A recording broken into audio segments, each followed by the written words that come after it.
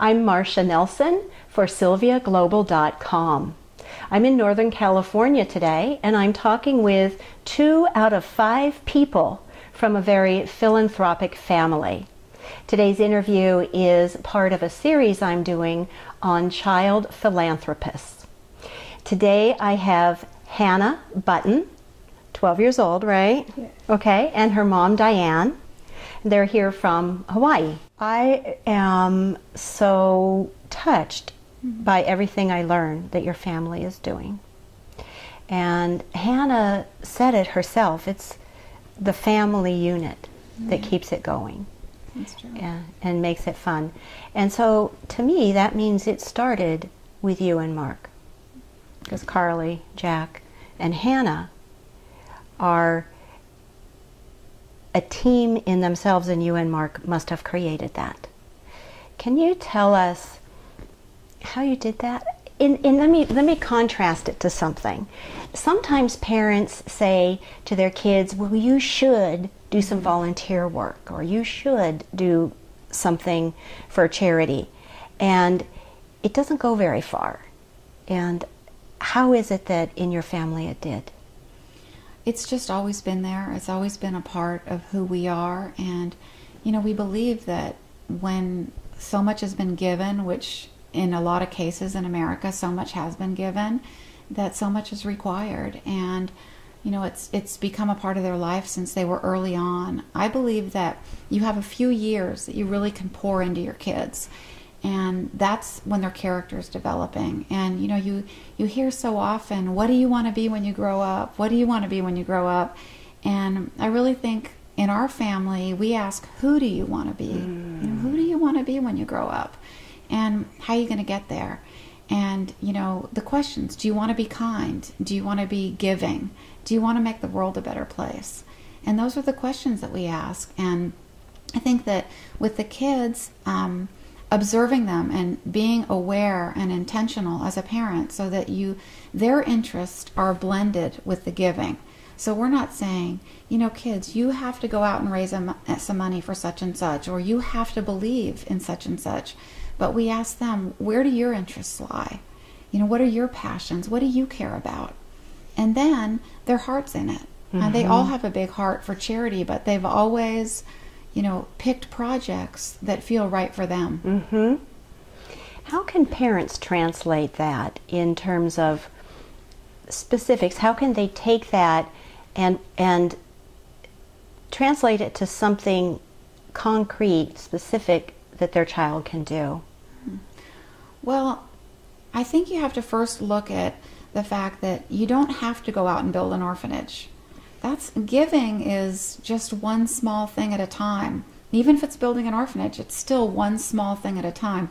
One lemonade stand, one book sold. You know, step by step, the orphanage gets built.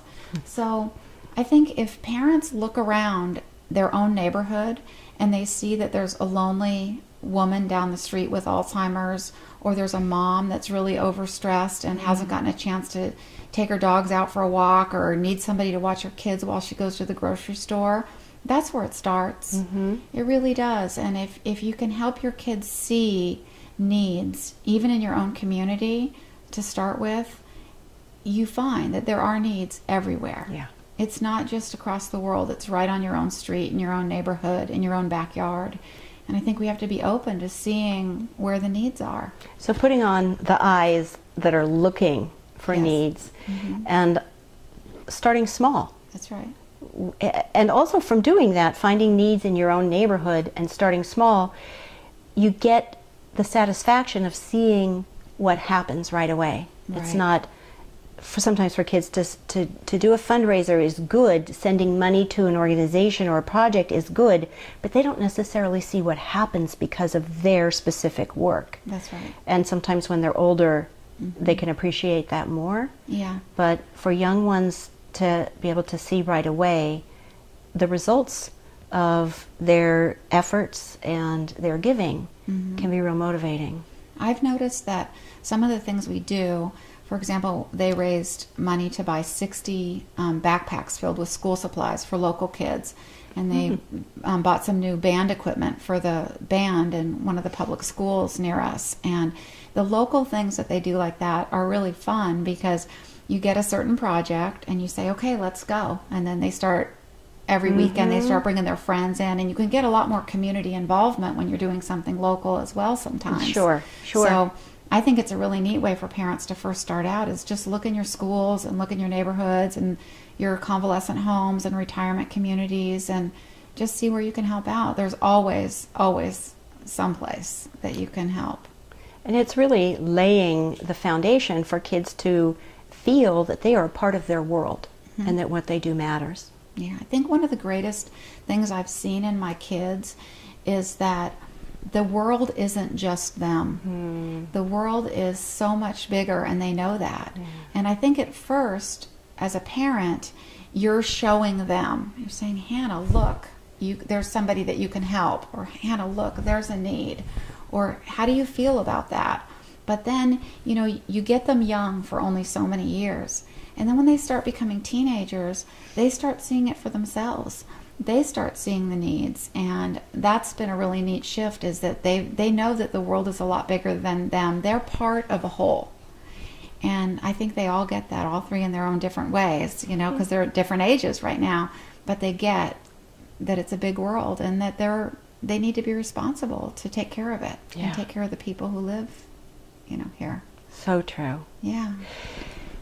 I want us to give the website. You have a website for all these little projects that you've mentioned. You have a website that people can go to and see some of the projects you've been doing, seeing that you've been doing and what you're going to be doing, and they can check in, right? They can touch base. Yeah, it's called dreamofabetterworld.org. Dream of a better world. dreamofabetterworld.org. Yes. We'll also put that at the end of the video. And they can get your special delivery cookbook there, or they can go on Amazon.com. Yeah, we're going to continue talking, you and I, shall we? We'll take a break. We'll come back and I'll talk more with Hannah. And I will also mention that there is going to be an interview in the future with the whole Button family. So that will be coming down the road. Thank you so much, Diane, for sharing all of this with us. And you too, and we will continue. I was really touched by the interview you just saw with Diane and Hannah Button. So I want to remind you, stay tuned. Watch for the next part. Watch it right now. I'm going to be talking with 12-year-old Hannah more in depth about what is at the heart of philanthropy for her. It's going to be a really rich conversation. This is Martia Nelson for SylviaGlobal.com.